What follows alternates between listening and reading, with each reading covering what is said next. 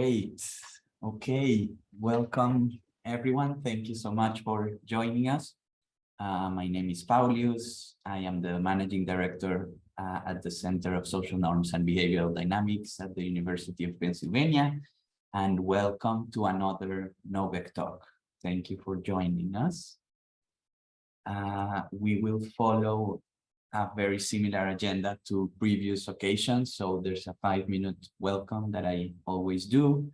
Then we will have our NOVEC early career researcher for today, which is Fabio from Cambridge University, with a 5-minute pre-recorded presentation. And then we will have 45 minutes for the main talk by Dr. Fabio Galeotti from GateLab CNRS. And then at the end, 15 minutes for Q&A. A small reminder, as always, that the NOVEC Talks speaker series is organized by our Penn Center for Social Norms and Behavioral Dynamics with the support of the PP program and the Master of Behavioral and Decision Sciences. We are a research center at Penn that works on consulting, research, and training with organizations around the world to sustainably enact positive behavioral change. If you scan this QR code, you can go to our Twitter account to learn all our news. And if you go to this link, you will access our website where we have a new blog on behavioral science. We have a working paper series. We have our published research and many other things. In terms of the NOVEC talk programming from spring, summer 2022, most of you probably already know this from when you registered and the emails we've been sending, but we have 3 more talks programmed for now. Today, of course, we have Fabio Galeotti, and then in 2 weeks, we will have Cass Sonnenstein. All our talks are on Thursday at the same time in the same link.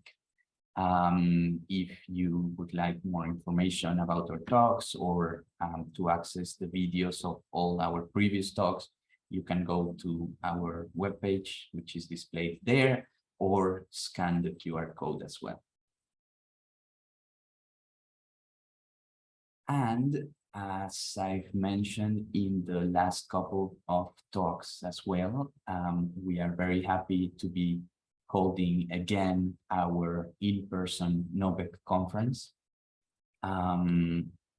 which will take place on the 13 and 14 October this year. The call for papers and posters is now open and will be open until July 15.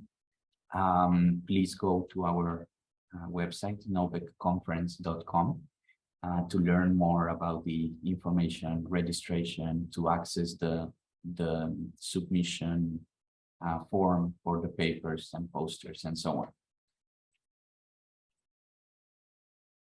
And finally, if this is the first time you're joining, a few ground rules that we always follow. Please keep yourself muted when you're not speaking. If you want, if you can, please keep your camera on so that we have a more interactive experience. For questions, you can use the chat during the talk or the raise hand function in the last 15 minutes in the Q&A. And all our recordings of talks are uploaded and available in our website.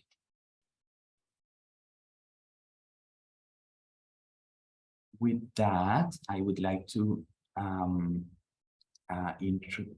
give the opportunity to our early career researcher to introduce himself. I believe Fabio is in the audience, so could you please introduce yourself in a couple of minutes? Hi there, everyone. My name is Fabio, and it's a privilege to be here. I'm an early career scholar, a postdoc at Cambridge University at the Social Decision-Making Lab with Sander van der Linden. I do work on political ideology in political decision-making and behavior. I will be putting some links down in the chat.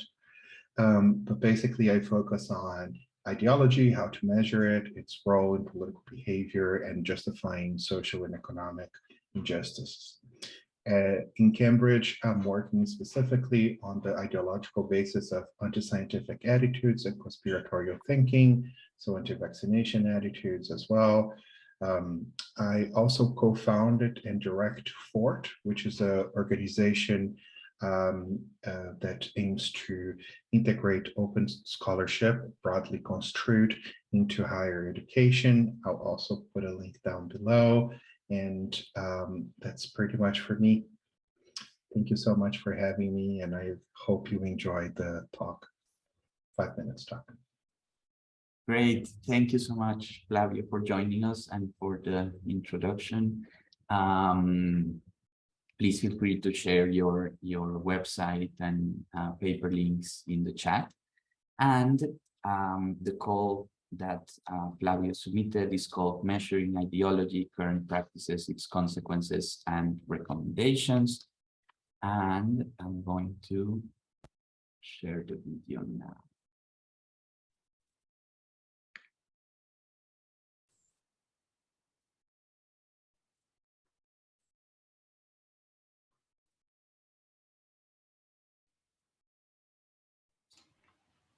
Hi there, everyone. My name is Fabio, and I'll be presenting my research on measuring ideology. So the full talk for this research is available at minoritypolitics.netlify.app. Please check it out. But this is a 5 minutes rundown. The principal claim of my research is that some findings in political behavior and the psychology of it that range in several fields, like political science, social psychology, and political psychology, as well as its long-standing debates, are at least in part influenced by idiosyncratic selection of measures of ideology, as well as the poor measurement practices in these fields. So the status quo nowadays is that the routine practice is to measure ideology with one ideological instrument, which vary widely from one another, as I will show, and draw conclusions about ideology in general, relying on the assumption of interchangeability, which will show there's not much evidence for. So my research bears on the comparability of findings across different individual papers, but also in terms of generalizability and reproducibility of findings, all of which bears on cumulative science, that is to say, our ability to accumulate knowledge. So if this is correct, what would be expected to find would be high heterogeneity in instruments, content of these instruments, as well as poor quality of measuring practices on one hand, and this can be uncovered by systematic review. And on the other hand, we would have findings that are idiosyncratic to individual measures, and we assess this via data, collecting data with several ideological instruments together to show that it would yield different results in testing the same theory. So we reviewed the literature, and we have collected several indicators of heterogeneity, indicators of quality, as well as we define our scope to be on operational ideology, which is just one type of ideology. We collected all this information. We collected, we conducted a backward and forward search. We started with 400 articles, and after selection criteria, 200 articles remain, and we code this 200 articles, and about 3/4 of them, that is to say 75%, we find unique measures.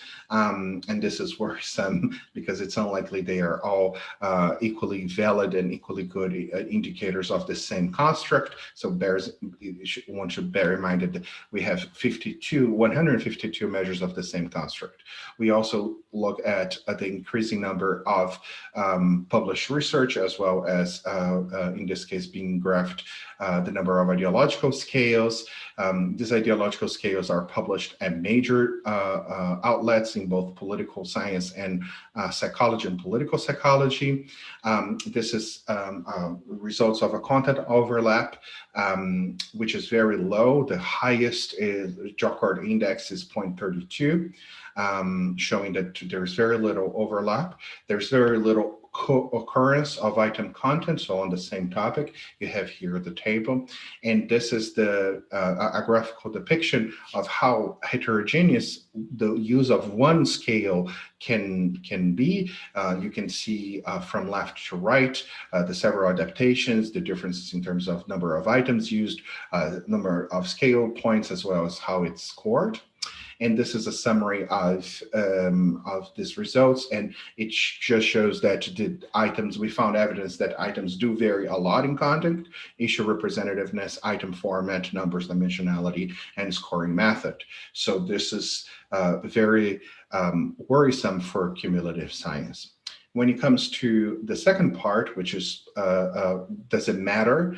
Do ideological instruments are interchangeable when it comes to theory? We also collected data. We surveyed 6 ideological scales together, and we're going to present one case study here, but we tested 4 in total. Please check out the full talk at Minority Politics, as in the first slide. So basically what we find here, as in red, so contrary evidence to the long-standing theory, which is very well replicated in political science.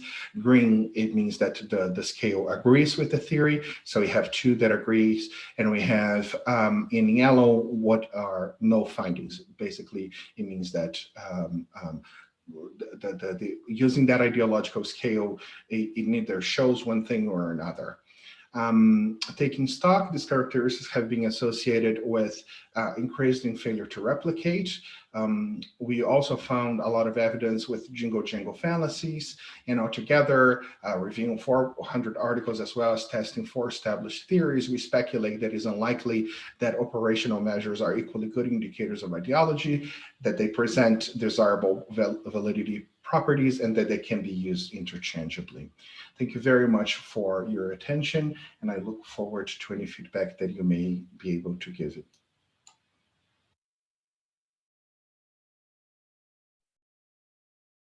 Great. Thank you so much, Fabio, for the great presentation. As in previous occasions, unfortunately for this session, we don't have time for live Q&A, but Fabio is in the audience, obviously, so please feel free to write any questions or comments or connect with Fabio in the chat. And with that, I will introduce our main speaker for today. So Dr. Fabio Galeotti is an associate professor at the National Center of Scientific Research in France and is affiliated with the GATE group. He's also the head of the Experimental Economics Research Group at GATE. He obtained a doctoral degree in economics from the University of East Anglia, and he's a member of Cortex and affiliate researcher of the Network for Integrated Behavioral Science. The talk for today is called Information Acquisition and Social Norm Formation, and the moderator is Dr. Eugen Demand, who's an associate professor of practice in behavioral and decision sciences here at Penn, and a core member of our center. So thank you so much, Fabio, for joining us, and feel free to share your screen. Yes, so thanks a lot for the invitation. Can you hear me? Yeah? Yes. So again, thanks a lot for the invitation. It's a great pleasure to be here. I'm very happy to present in this nice seminar series. So what I'm presenting today is a joint project with Eugen and Marie-Claire. So it's a still work in progress, so any feedback is very much welcome. So in this project, we are interested in understanding how people acquire normative information. So how do they select normative information, and how this endogenous information acquisition affect behavior and beliefs regarding the prevailing norms in society. So I will start from a brief introduction. Perhaps I don't have to spend too much time on this since you are expert on social norms. So social norm, what are social norms? Social norms are shared understanding of what one should or shouldn't do in society. So they play a crucial role in shaping human behaviors and in governing daily interaction. So some scholars, I think they use very nice terms to highlight the importance of social norms. So for example, it has been said that social norms are the foundation, the grammar, the cement of societies. So in our project, we rely on the operational definition of social norm of Cristina Bicchieri, according to which a norm exists if two conditions are met. So one condition is that people expect sufficiently many others to comply with the norm. So these beliefs are typically referred as empirical expectations, and these are first order beliefs. So they are beliefs about the behavior of others. And the second condition is that people expect sufficiently many others to believe one ought to obey these norms. And these beliefs are referred to as normative expectations. And these are second order beliefs. So these are beliefs about what the other belief is the right thing to do. So it's the appropriate behavior or inappropriate behavior.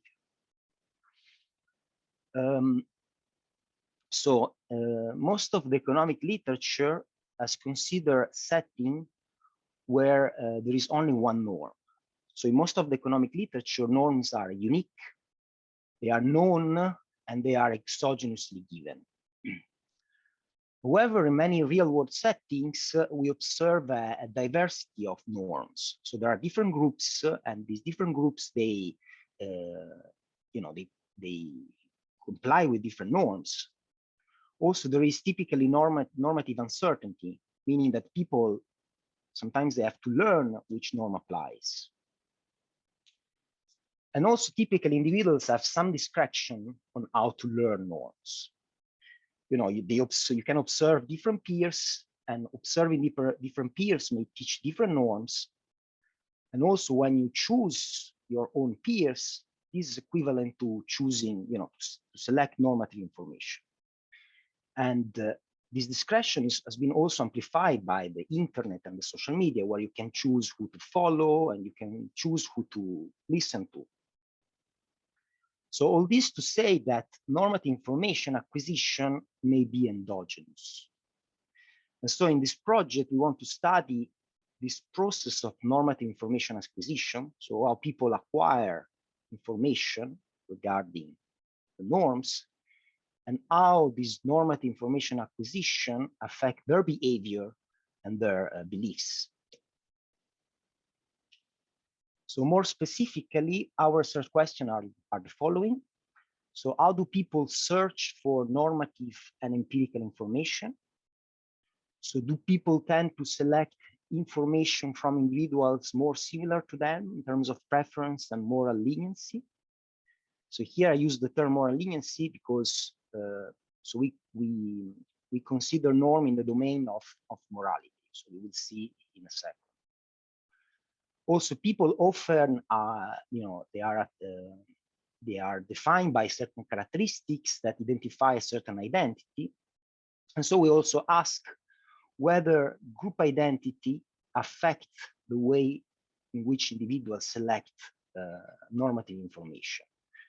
So we ask whether people have homophily in the way they select normative information. And also, does this endogenous selection of information differ depending on whether the information that they acquire is normative or is empirical? So this is one set of questions that we address in this paper. And the other set of questions concern the impact that this endogenous information acquisition has on behavior and empirical expectation and normative expectation. So how does the endogenous information acquisition affect behavior, empirical expectation, and normative expectation? So to answer this research question, we ran a large-scale online experiment using Turk workers located in the US. So as I anticipate to you, we focus on social norm in the domain of ethics. So we look at cheating behavior. And our empirical strategy is based on 3 experiments. So we run a preliminary experiment where people make their decision in isolation. And so this preliminary experiment provide us with seed data, so with social information that then we plug in the main experiment. So in the main experiment, we studied the role of this endogenous information acquisition. It's a 2x2 factorial design. And then we run also a follow-up experiment, again, in a 2x2 factorial design, where we manipulate the information exogenously. So today I will mostly focus on the preliminary experiment and the main experiment. And if I will have time, I will also tell you about this follow-up experiment. And all these experiments have been pre-registered at ASPRED. So let me tell you about the experimental design. And I will start from the preliminary experiment. So this is the structure of the experiment. So we have subjects, they answer an initial questionnaire, then they enter a will task, then we elicit their empirical beliefs, and we elicit their normative beliefs. So at the beginning, there is an initial question where they provide some demographic information, and they also answer a question about political affiliation. And we allow only Democrats and Republicans to proceed to the following stages of the experiment. All the other subjects were thanked and rewarded with a fixed bonus for their participation to this initial question. Also, we want to have a similar proportion of Democrats and Republicans. So we dismiss at random some Democrats, simply because in mechanical Turk you have more Democrats than Republicans. Then subjects entered the will game. So this is a game that Marie-Claire and I have already used in a previous paper, and it's a variant of the mind game. So I don't know if you are familiar with this game, but it's a game that allows us to measure the propensity of people to cheat. So how does it work, this game? So the will game. So people receive a will like this one in the screen. So I don't know if you can see my mouse, but so they receive a will like this one, and with 6 empty squares, and they need to choose in their mind one of the square. And once they have chosen the square, they click the button here, I made my choice. And then numbers appears at random in the boxes. And so the task is to report the number that appear in the box that they have chosen their mind. And the numbers can be ones or 0. And they know that if they report a 1, they earn money. If they report a 0, they earn nothing. So you can see that they can misreport at their advantage, so they can lie by reporting a 1 instead of a 0. And they can do that with impunity because we cannot verify whether they are really lying or not. So there are 2 blocks of 20 periods of this will game. So there are 2 parts if you want, and in each part they play 20 periods of this basic game. And in each part, 1 period is selected for payment at random. After that, we elicit their empirical expectations. So we ask how many winning numbers they think they had a report on average in part 2, and that was incentivized. And also we ask their normative expectations. So to elicit the normative expectation, we rely on the Krupka-Weber technique. So what we did, we asked them to imagine subject who drew 10 winning numbers after 20. And we asked them to indicate for each possible report from 10 to 20 of this person, whether the report is appropriate or inappropriate, okay? So basically, for each possible report, they need to indicate whether it's appropriate or inappropriate. And we are interested in the switching point. So when they move from appropriate to inappropriate. And so we employ the Krupka-Weber in the sense that, they earn money if they match the answer given by most of the other participants. So this is the preliminary experiment. Okay. So then there is the main experiment where the structure is exactly as the preliminary experiment. So you have a questionnaire, a task, a elicitation of empirical beliefs, and an elicitation of normative beliefs. So the initial questionnaire is identical to the preliminary experiment. For the whole game, we have part one, which is identical. And here, basically, we can see, we can see how people behave when there is no social information. So when they play in isolation. And then in part two, so in the next 20 rounds of the whole game, we introduce social information at the beginning of each round. So what happens is that people can sample information, can sample social information from two groups of previous participants that comes from the preliminary experiment. And subjects are told that these two groups differ in terms of behavior or in terms of their beliefs about the inappropriateness of misreporting. Okay, so at the beginning of each round, they can choose from two groups whether they want to sample from one group or the other. And once they have sampled, they receive an information about either the behavior or the beliefs of a past participant that comes from the preliminary experiment.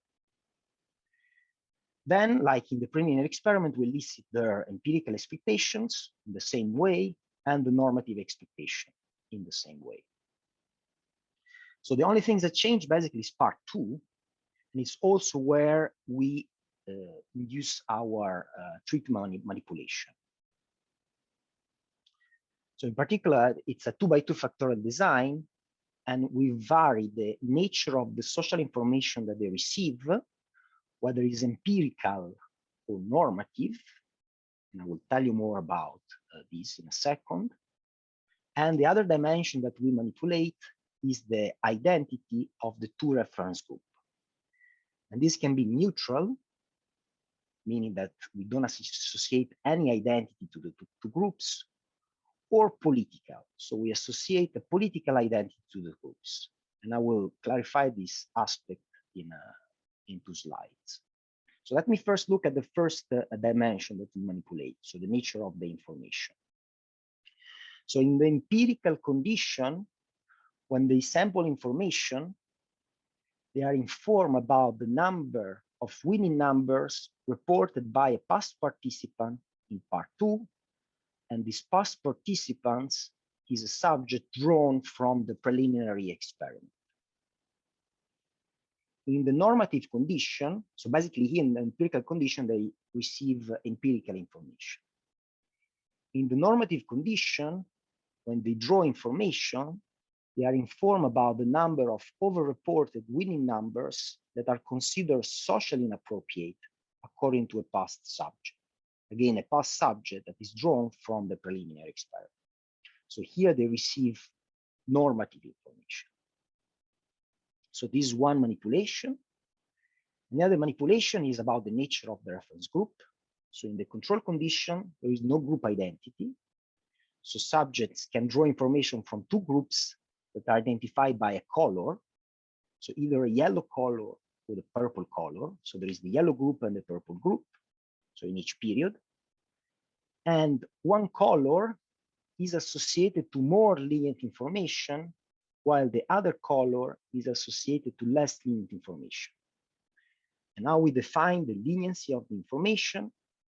We split based on the median, meaning that the group with more lenient information include people with the behavior or beliefs that are above the median, while the group with less lenient information includes past participants with behavior or beliefs below the median. In the group identity condition, we add an additional dimension, which is the political affiliation. So the groups are now described not only by the color, but also by their political affiliation. So for instance, we have a Democrat yellow, and yellow is associated to less lenient information. And we have the Republican purple, where purple is associated to more lenient information. So you have Republicans people, which are with more lenient information, and you have the Democrat people with less lenient information. Now, I forgot to tell you that the association between the color and the leniency is random. So sometimes the yellow correspond to less lenient information, sometimes the purple is associated to less lenient information. And also for the group identity condition, we run two variants. So sometimes the Democrat group is associated to less lenient information, and some other times is the opposite. So it's the Republican group that is associated to less lenient information. So this is how people draw information in each round. So this is just an example. Here we are in period 19. So you see, before playing the whole game, they can decide whether they want to draw information from the yellow group of past participants or the purple group of past participants. And what they get also here is the historical of the previous draws. Okay, so what they have selected in the previous period. And so you can see that in the historical, they can see that the yellow group contain less lenient information. So here this is empirical information. So they are informed about the number of winning number reported by past participant. So the yellow group contain people that report low number of winning number, while the purple groups contain more lenient information. So these are people that over-report, if you want. So they report high number of winning numbers. And this is a summary of the condition that we have. Okay, so we have empirical and normative information, neutral condition, group identity, and as I told you, there are two sub-conditions in the group identity depending on whether Democrats or Republican are associated to above or below median information. And I think that's all. So I don't know if you have question about the design, because I know that it's a bit difficult to digest because there are a lot of things. Otherwise, I will move to the results. You're good for now, Fabio. Okay. So the results. So first of all, let's compare Democrats and Republicans in the preliminary experiment. So as you can see from the tables, we find no difference in behavior and beliefs between Democrats and Republicans in the preliminary experiment. This was something that we expected based on previous experiment, and this is also one of the reasons why we chose the political identity, because we know that in domain of line behavior there aren't that many differences in behavior and beliefs between Democrats and Republicans. So this means that we can pull the data from both parties in the remaining of the analysis. Also, we can classify subjects based on their behavior in part 1, so when there is no social information. In particular, we classify as cheaters those who report 14 or more winning numbers. So this is based on Young, okay? And basically it's based on a binomial test. So if you run a binomial test, you reject the hypothesis that the draw, so the draw is random with 5% probability, okay? So here you see this in gray, in light gray is the distribution of the theoretical distribution, if people never cheat. And this one instead is the distribution that we observe. So in white, these are people that are classified as non-cheaters, and in black, these are people classified as cheaters. So let's move now to the main question of this project. So is information acquisition bias in the control condition? So when there is no group identity? So the answer is yes. And let me show you how we prove that. So here is the share of above median information that people acquire. So it's the share of lenient information that they acquire. And you can see that it's always above 50%, meaning that subjects sample more frequently lenient information. And you can see also that this bias towards sampling more lenient information is higher for cheaters. Okay, so these are cheaters, so the light gray bar and the white bars are non-cheaters. And this is true for empirical information and normative information. So for empirical information, the difference between cheaters and non-cheaters is not statistically significant, but if you look at the last periods, then it becomes statistically significant. So let me show that perhaps. So here we have the evolution in the acquisition of information, and you can see that the bias towards more lenient information increase over time. And this is significant for cheaters. So again, cheaters are the white bars. And you can see that over time, they consume more lenient information, which makes sense because, you know, at the beginning, you don't know exactly which group contain more lenient information. So people explore. So they try to sample to draw information from both groups. And then when realize that one group contains more lenient information, they start to draw more often from that group. And that's what we observe here. And the trend, so the partner, is the same for empirical information and for normative information.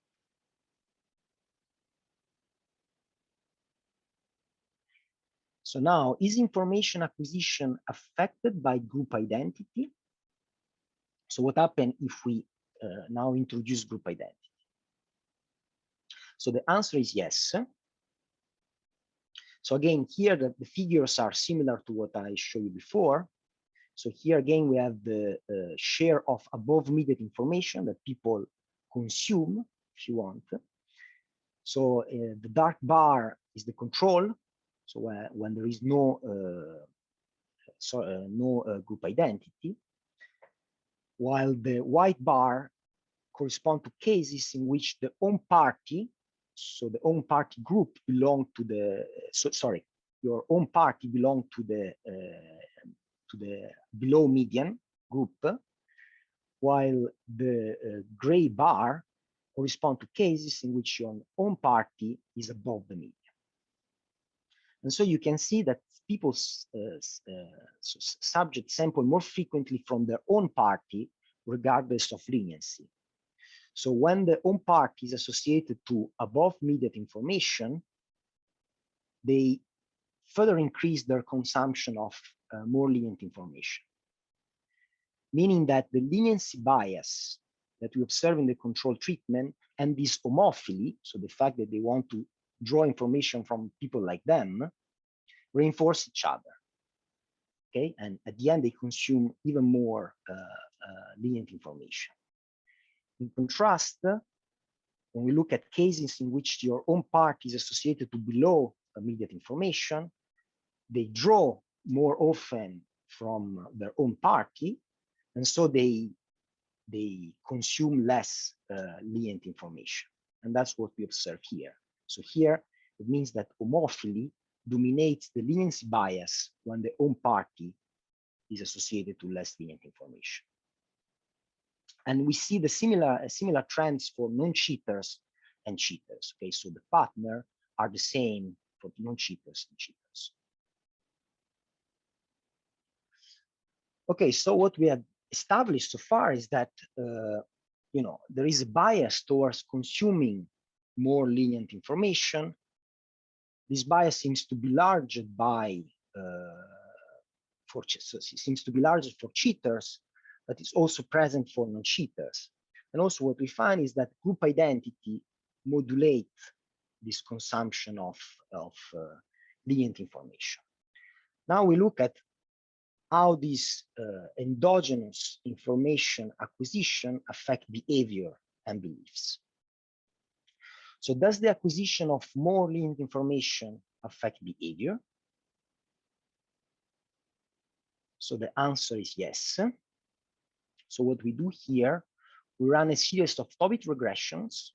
So the dependent variable is the proportion of winning numbers reported in part 2. So we have different specification. So in the most basic specification, as explanatory variable, we include the average peer information that they consume, if you want. In specification 2, we also add the standard deviation of this peer information. And then in regression 3 and 4, we weight this peer information based on the share of partisan information that they acquire. So how much they draw from the group that share the same political identity as them. Okay. And so in this two regression now, the coefficient for the average peer information capture the effect of peer information when this peer information comes from out groups. And so here, this interaction capture the effect when the peer information comes from from in groups, sorry. And this second interaction instead capture the effect of peer information when these come from neutral group, so in the control tree. So we run separate regression for the empirical information and the normative information.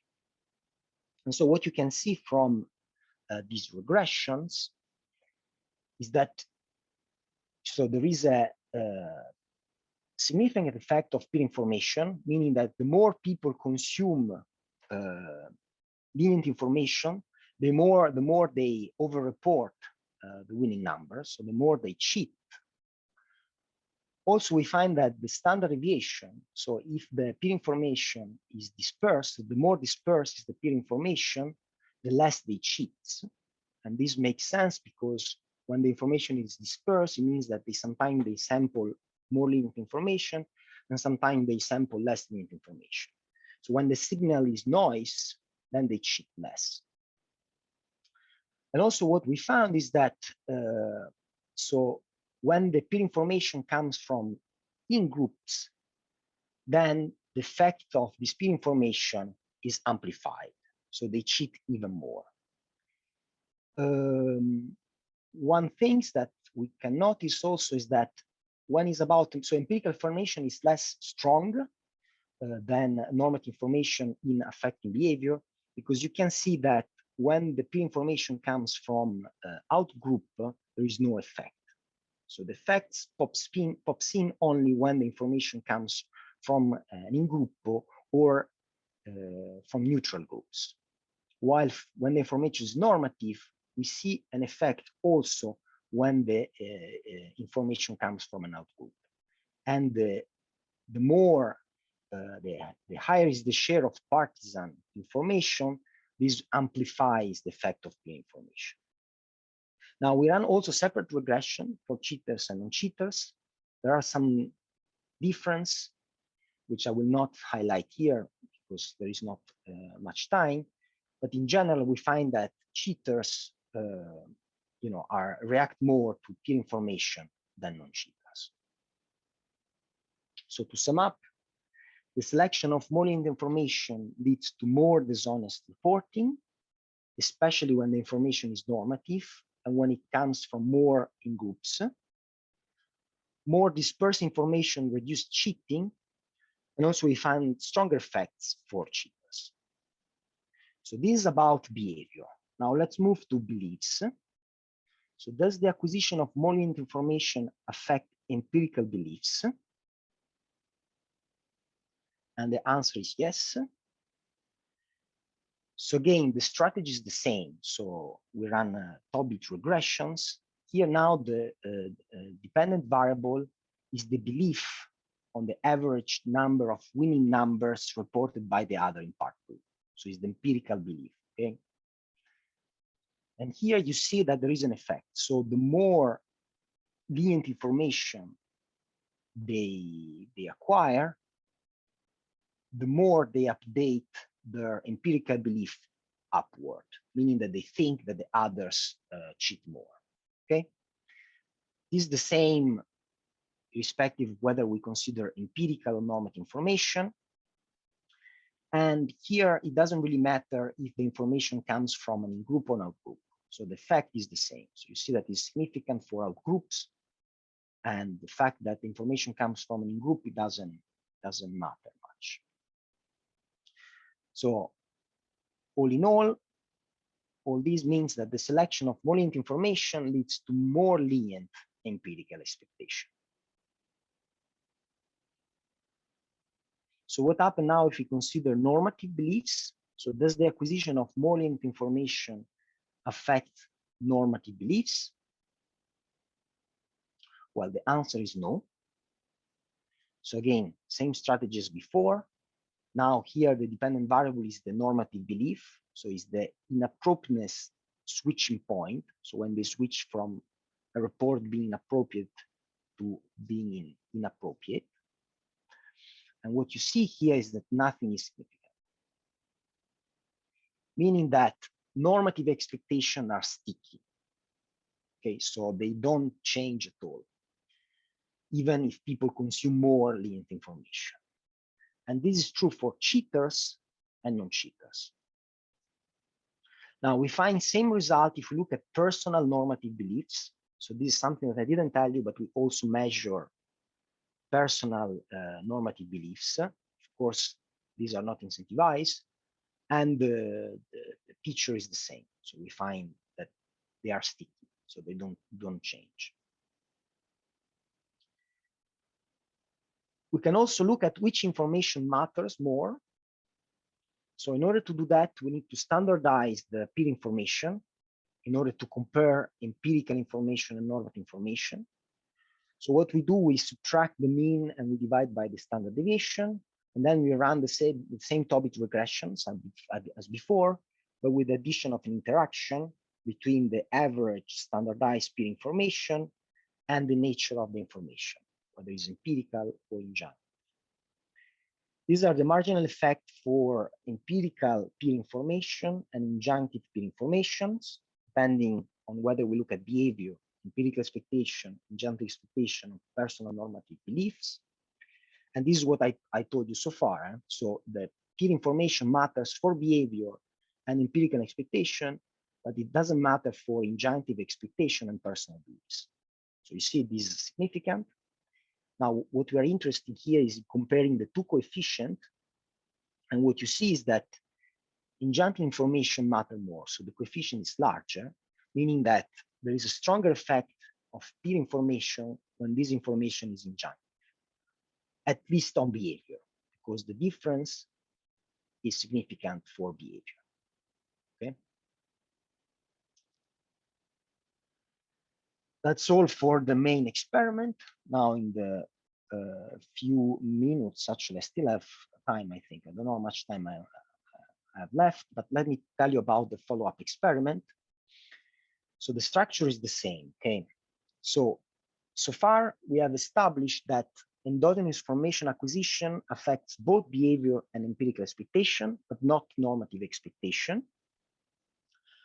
However, self-selection may confound how information affect behavior and beliefs. So this is why we run a follow-up experiment with two aims. So one aim is to study whether exposing people to the same, on average, social information that have been exposed to in the endogenous treatment leads to different behavior and beliefs when this information now is transmitted exogenously. So it's not them that they choose the information, but we exogenously give them information. Okay. And the second aim is to test whether if we increase their exposure to more or less lenient partisan information, so we want to know whether this increase the peer effect that we observe. So that's why we run this follow-up experiment. So the structure is the same as the main experiment, but we have 4 new treatments. So we only look at treatments with the group identity. So in all this treatment, there is the group identity. And here the social information is exogenously imposed. So again, we have the nature, so we vary the nature of information, whether it's normative or empirical. And then we have two conditions. So in the like main treatment, subjects, they receive on average the same social information as subjects in the main experiment, okay? The only difference is that now they do not choose the information. So we give them the information.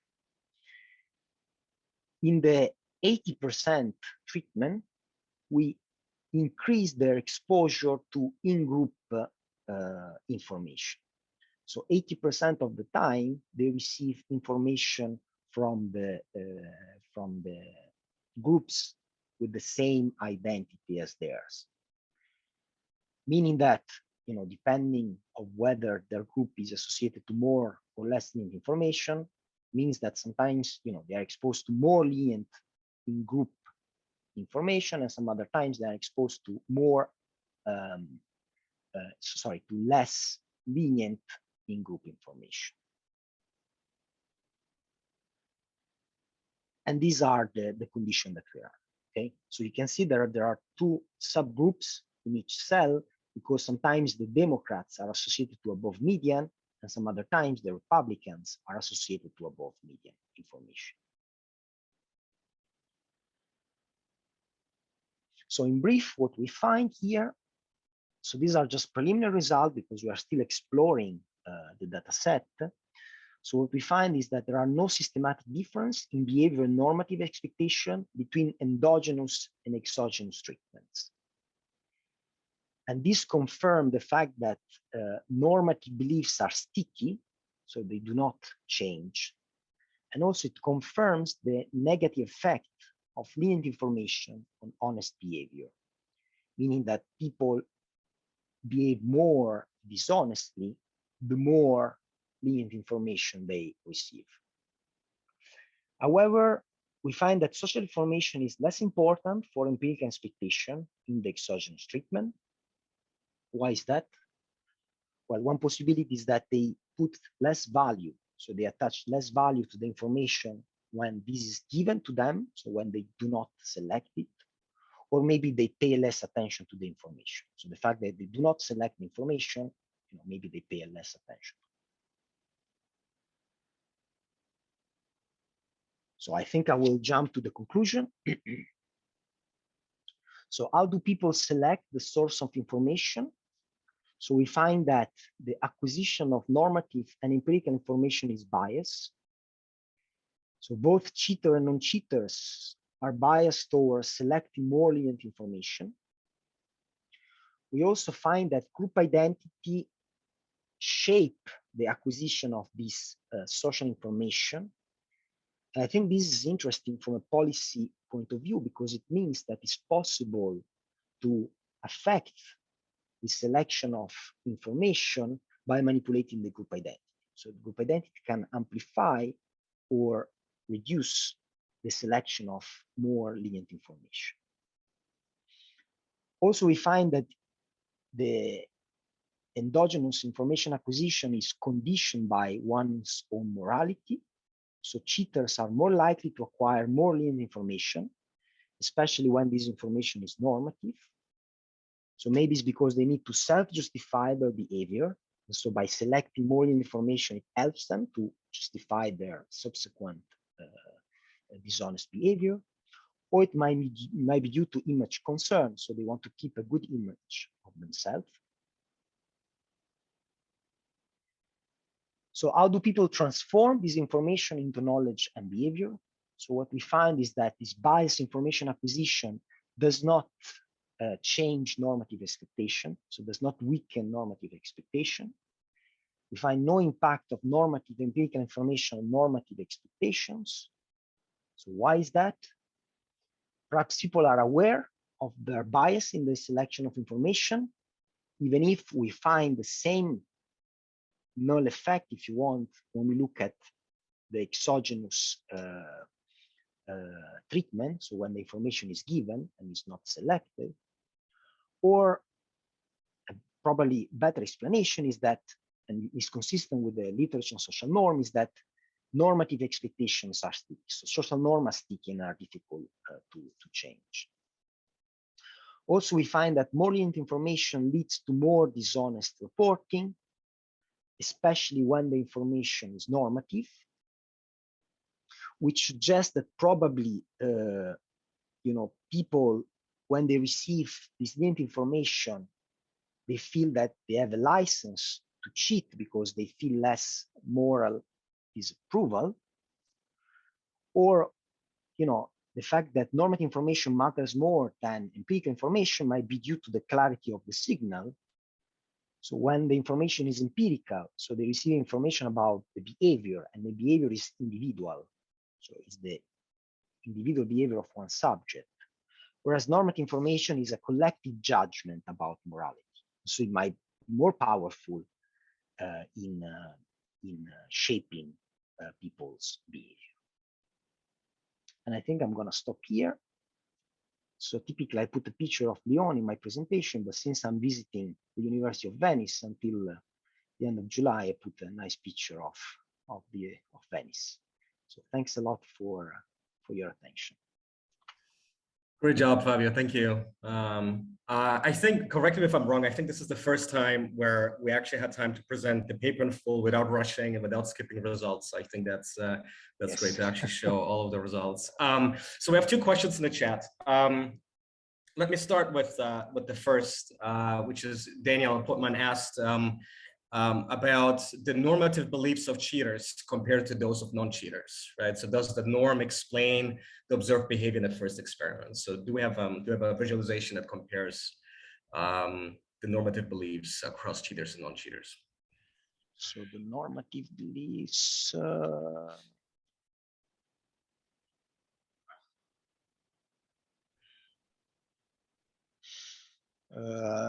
Give me 1 second. I need to find out.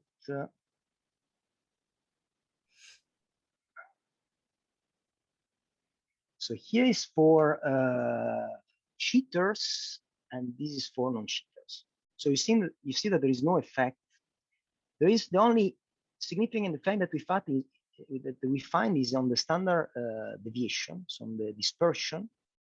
But except for that, we find no difference in normative beliefs between cheats. So on the effect of average peer information for cheaters and non-cheaters. So I don't know if this was the information that. Yeah, I don't know, Daniel, maybe you can clarify. Maybe it was about whether cheaters and non-cheaters just hold different beliefs to begin with, right? Yeah, that was really the question, was about just kind of if they had different beliefs to begin with. And I guess the other question, which isn't relevant now, is right was if they just had different norms, and that would explain it. Their different behavior, but clearly they have a norm that's at about the same level. So actually, I can answer this question because this is something that I didn't tell you. So we control also. So there is a difference. So in our regression, so when we look at regression 3 and regression 4, so the difference is only that we add as explanatory variable cheater. So here you can see whether cheaters have different beliefs and different behavior than non-cheaters.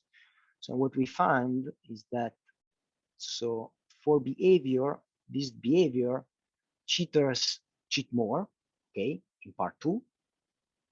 And also we find that they have higher beliefs, so they think that people cheat also more. And in terms of normative belief, there isn't much going on. So when we look at empirical information, there is no effect. And when we look at normative information, there is a weakly significant effect. Of course, this should be taken with a pinch of salt because it is a bit endogenous. So, how the peer information affect your normative beliefs is a bit endogenous with cheaters. That's why when we run separate, regression for cheater and non-cheaters. And that's why also in the first specifications, we don't really consider the cheating status. Okay. Great. So Alessandro had a longer question about the role of less lenient information. Alessandro, do you want to maybe state the question so I don't butcher your question?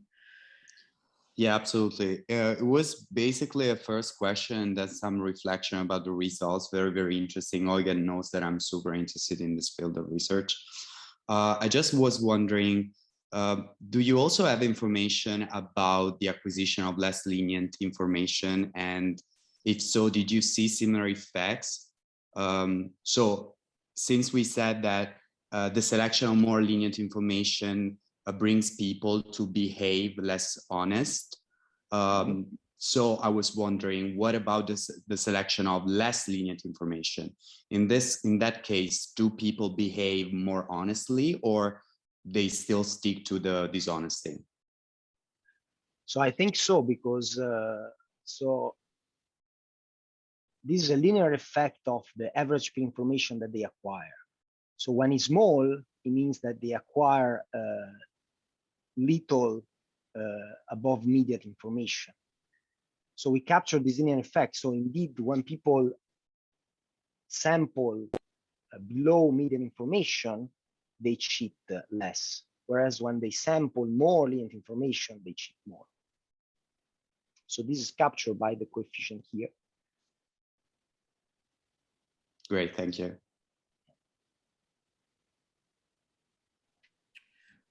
So if no specific questions in the chat,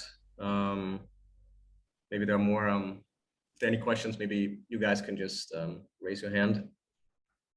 One of them, maybe let me disclose that we've been working on this for a while. I mean, we started even before the pandemic. The challenge with this paper comes from having many results and writing up like a coherent story.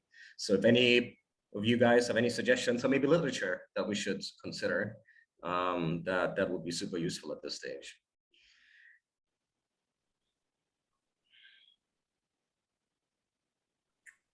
Right, Fabio? Any? What do you think? Do you think we can converge on a paper? Yeah, hopefully. We have like an old version of that paper, but we keep like sort of presenting and revising. Yes, but I think we are getting there. Mm. So the problem is that we have many experiments, so it's difficult to convey the message in a, in a comprehensive and simple way. So it's very huge. There is a lot of information. There is a huge study. Yeah, yeah. I see Carla has her hand up. Carla, go ahead. Yes, so could you maybe give an example of more or less lenient information? Maybe you already did and I missed it, but. So the way we define more or less lenient is based on the median. So we split basically subject based on the median behavior. And I think the median is around 13, 12, 13. Now I don't remember, actually, we can check here. The median is, so if you look at, no, this is the average, so it's not the median, but more or less should be similar to the mean. So it's around 13 for empirical expectation and 14 for normative expectation. So it means that when you sample from the group which contains below median information, you sample people that report less than 13 winning numbers. While when you sample from the group that contains above median information, you sample from people that report more than 14 winning numbers. And so this basically is a signal of their behavior, because of course someone that report less than 13 to 12 winning number is probably, well, it can be a cheater, but it's not a big cheater, or probably is non-cheater. While when you get this, like for instance, in this case, when you get the subject that report 20 out of 20 winning number, well, this guy is probably a cheater.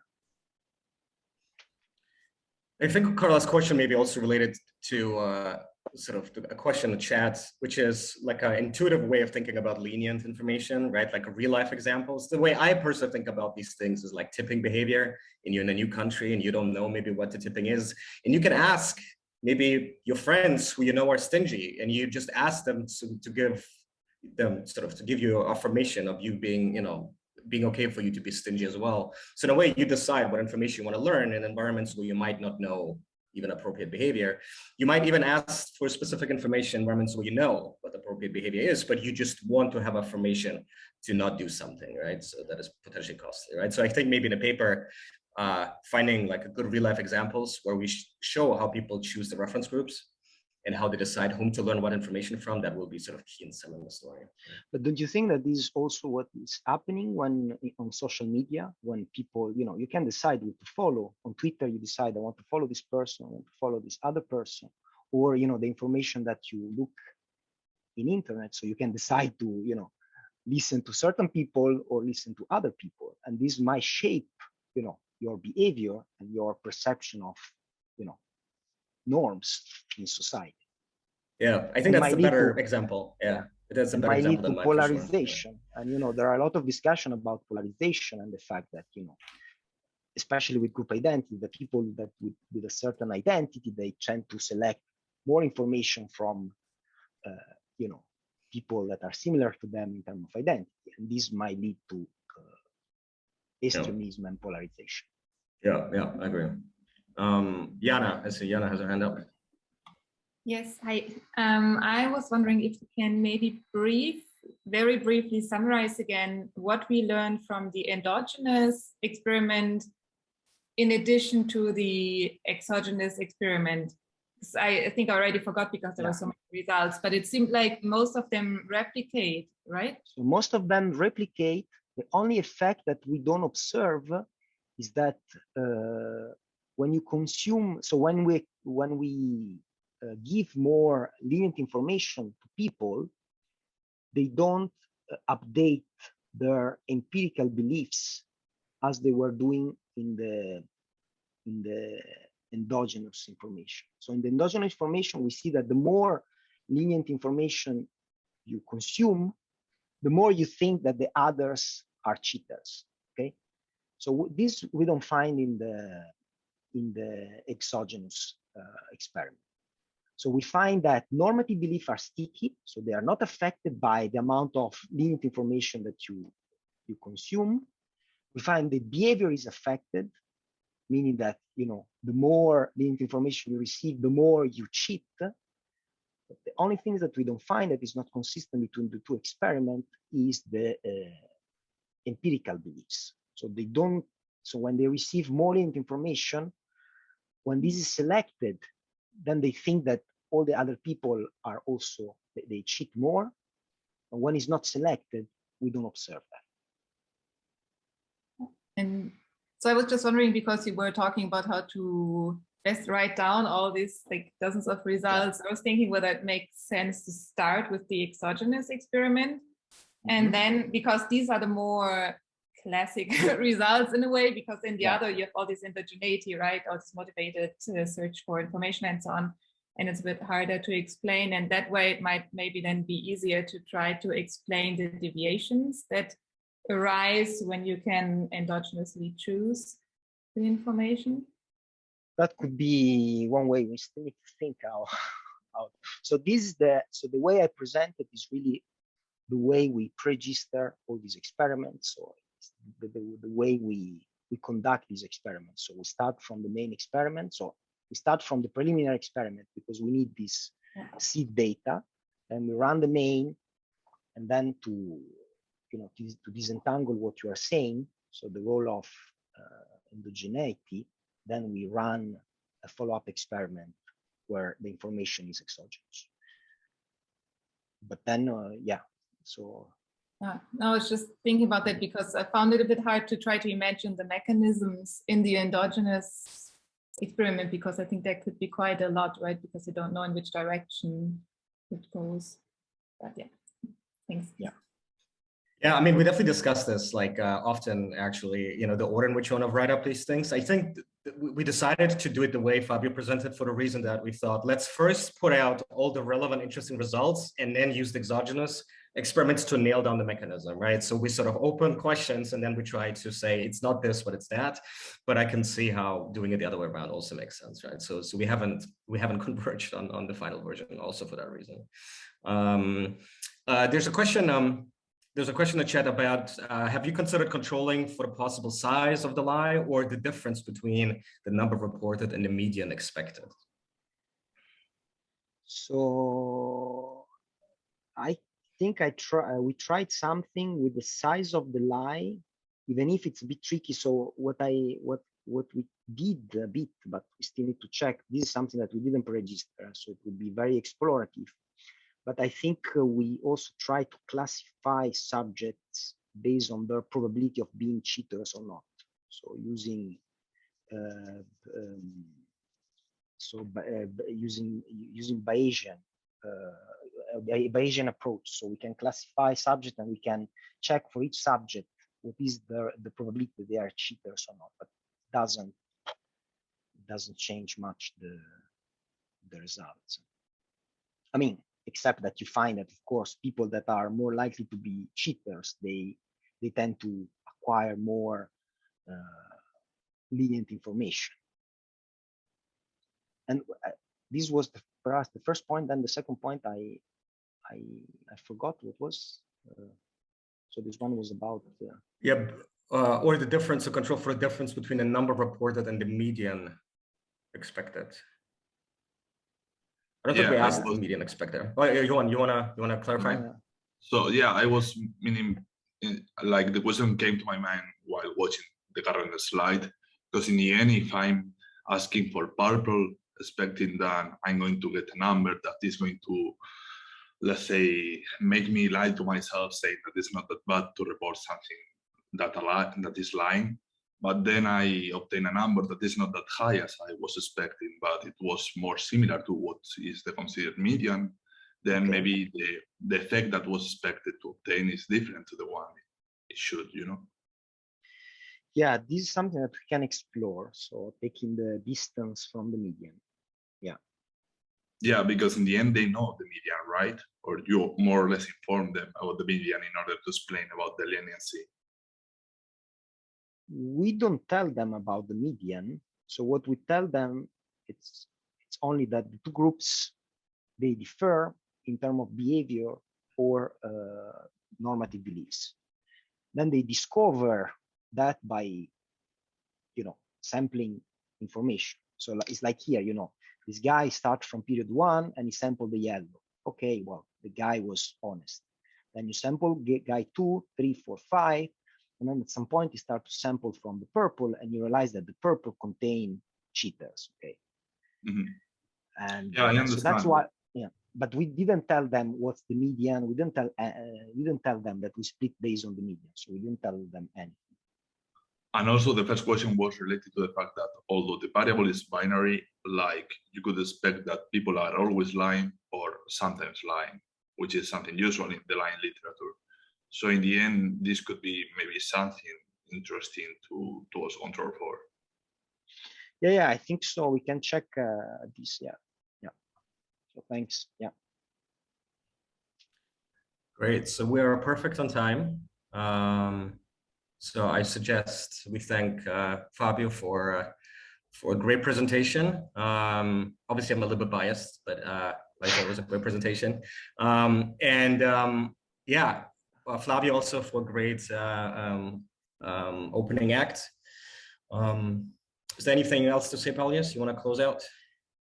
I don't think so. Thank you so much, everyone, for joining, and see you in 2 weeks, same time on Thursday as well, same link for Cass Sunstein's talk. Thank you so much to the speakers and to everyone for joining. Thanks a lot.